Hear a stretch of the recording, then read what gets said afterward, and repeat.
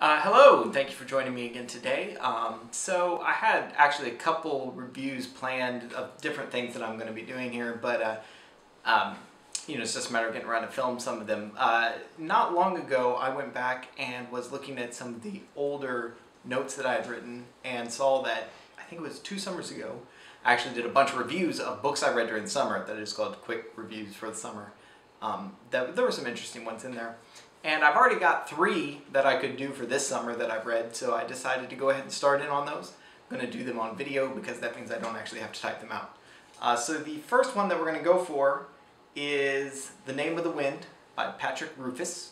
Now, or Rothfuss, or some, it doesn't matter. You know who he is. He's actually kind of famous in certain circles. That book apparently won the Quill Award for literature, which I didn't even know what that was until 30 seconds ago when I looked it up. And it came out in 2007. One of my good friends had actually given me this volume here shortly after it came out, I think, maybe like a year later. And I never got around to reading it. It was either to me or my wife. It came to one of the two of us. That part's not super important. I never read it because I have not put up with this really since high school. This is too thick. I don't like carrying this. I don't like holding this. I really only read leisure-wise in 2 instances, when I'm in the car or when I'm sick. And I haven't been sick for a while, and this book is too big to pack into a car. So I was telling that to a friend that he saw. He's like, "Oh, you have The Name of the Wind." And I was like, "Yeah, but I have never read it because the book is too big."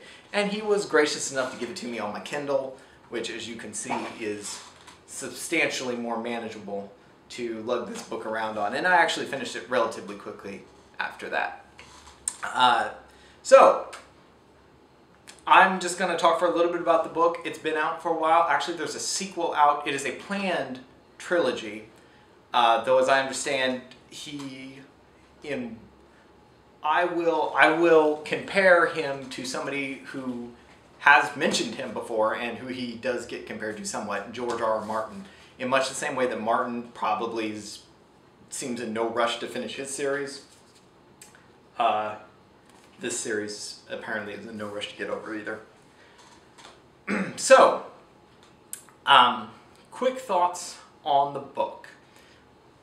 It's set in a fantasy world which, to give it its props, the things I really enjoyed about it, it was a very believable fantasy world. Fantasy worlds have they're hard to write because they're either on one level too realistic medieval, and most of the time that kind of just bogs down and gets boring, or they try to do a Tolkien high fantasy, just way epic world, and very few authors can actually pull that off very well. Tolkien, of course, being one who could. This book is more like, again, to use the comparison that's been made before, it's more like Martin's works in The Song of Fire and Ice, where you have a realistic setting. By and large, it comes across as very real and believable, even though in A Name of the Wind, magic is somewhat prevalent, or at least known throughout the world, but it still comes across as believable and real without getting bogged down with like the fact that there weren't that many travelers in the Middle Ages. Most people didn't do that, and this book has, a lot of people who travel, and so inns and things that cater to travelers can be real commercial elements that people can do. And frankly, I like to see that. I think you can get, if you try to make it too realistic, then you don't have that flair that comes along with that kind of a world, and adds a little diversity into it. So this was something that I really liked, was just the setting of the world. And another thing that he does really well, and I would recommend the book to people who like this, is he does a good job of focusing on one level on things that most fantasy novels don't necessarily. In much the way that Tolkien made the literature and mythos of his world very important to the setting and the story, this series, The Name of the Wind, does that as well. And I would actually almost say does it better, because most of the time in The Lord of the Rings, you have, oh well, it gives you backdrop. Aragorn tells some story about how some elven princess back in the day did X, Y, and Z, and so that's why people feel and think this way. And it makes the world very real, and I'm not minimizing that, but in this one it even goes a step further, where not only do you hear all those stories that help you understand why people do things a certain way, but a huge emphasis in the book is the literature, the stories, the folk tales, the oral traditions of things that get passed down. Don't just inform how people act and why they do things a certain way, but it focuses on the truth that's behind those, even if that truth is lost, even while the stories are still there. And how if you can uncover that, you can learn so much more about the world and about how certain supernatural elements interact with the physical world and etc. So that's definitely, I think, a positive thing about the book, and the search for knowledge in that way becomes a very interesting and integral part of the story. The problem that this book runs into, and I'm going to assume the second one, though I haven't read it yet, is that this book is 722 pages, and it should have been closer to 322 pages. There is way too much stuff in that book that just doesn't need to be there. Mostly because it not only does it not matter, not only is it tangential, but it's painfully obvious that it's not important. There's a section in here where our main character, who we'll get into in just a second here as well, is orphaned in a city. It's not given a whole way to say that. It happens fairly quickly. He's orphaned in a city, and some of the troubles that he faces and these problems that he gets into, since that part's being relayed as a story, you know doesn't actually go anywhere. It's like, oh yeah, the bully kid is chasing him and threatening to kill him, but we know he doesn't. And we know that this is all just fodder to fill up some page that maybe he had to have a 700 page to get the books published. I don't know. But it seems like there's a lot of that in there where you're relayed information which doesn't grow character, it doesn't move the plot along, and it's really just dead weight holding down the book. Now you can have stuff that doesn't necessarily add to the plot that adds to the characters, like I was saying, that's valid, but that isn't what happens here.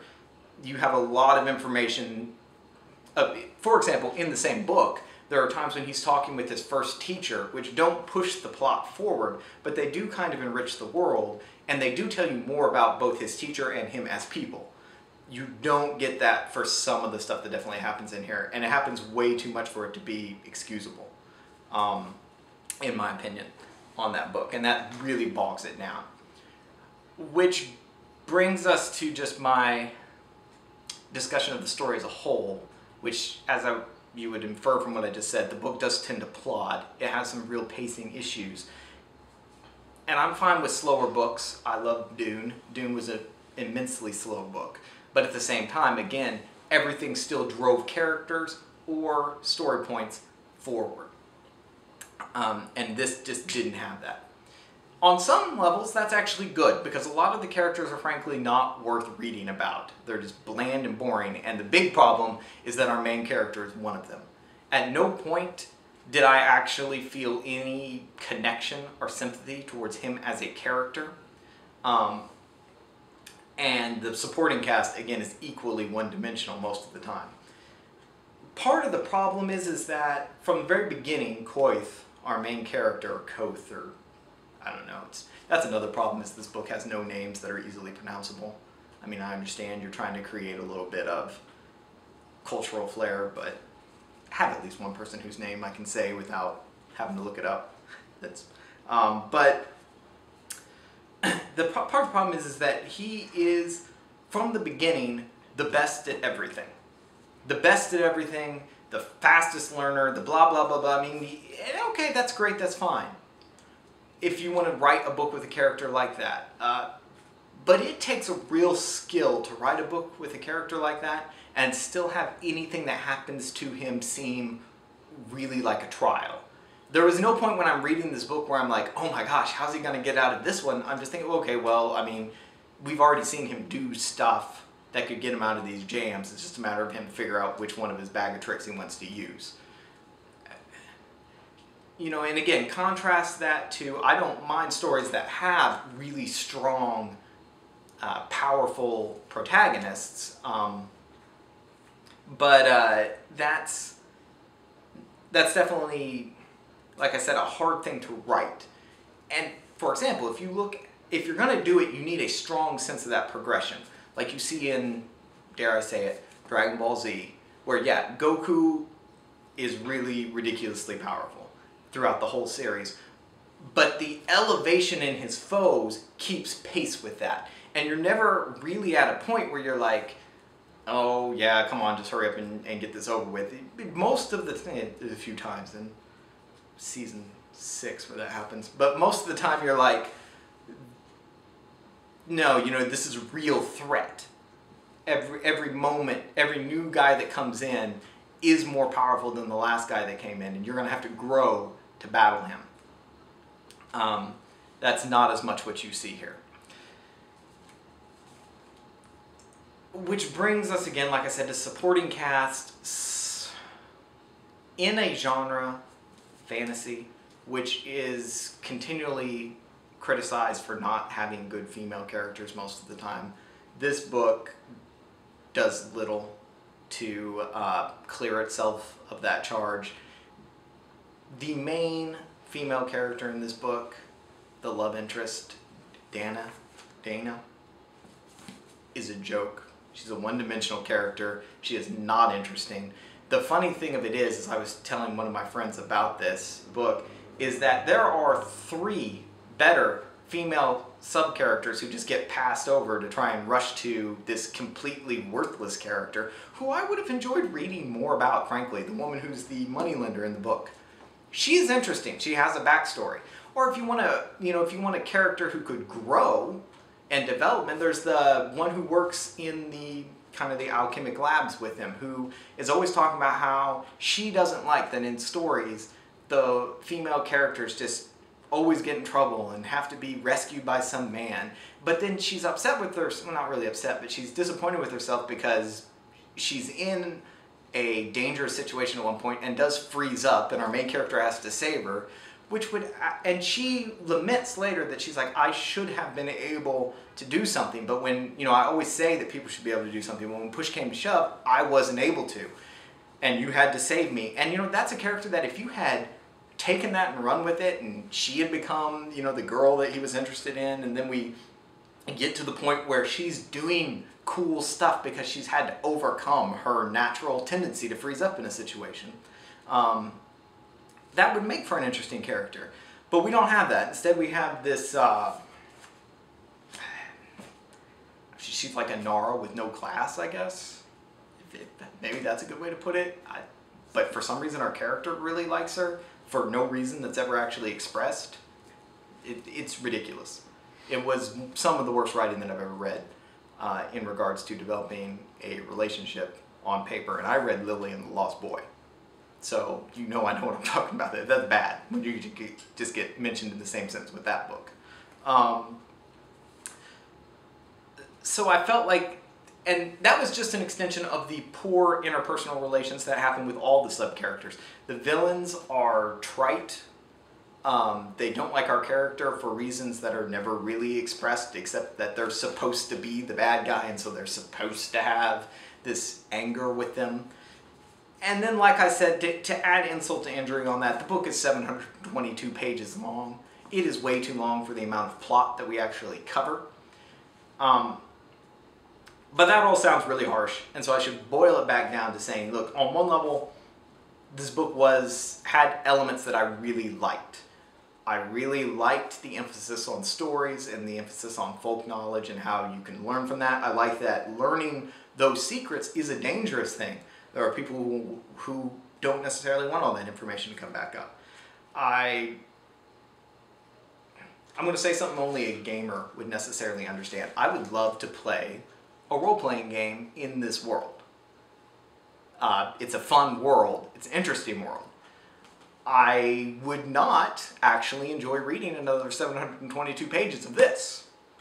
Now, if the next book is better, great. I don't know. I'll probably read it just because I have a hard time not finishing things I start as far as books go, no matter how bad they are. But this book actually did very little to sell me on a sequel.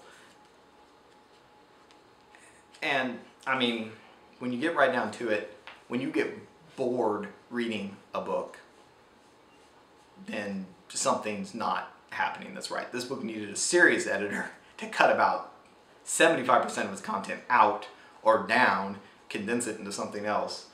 And if you like worlds more than individual characters, this is definitely a book worth reading.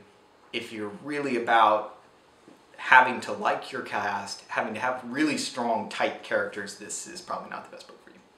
Anyway, so that's the review of Name of the Wind, and stay tuned for more.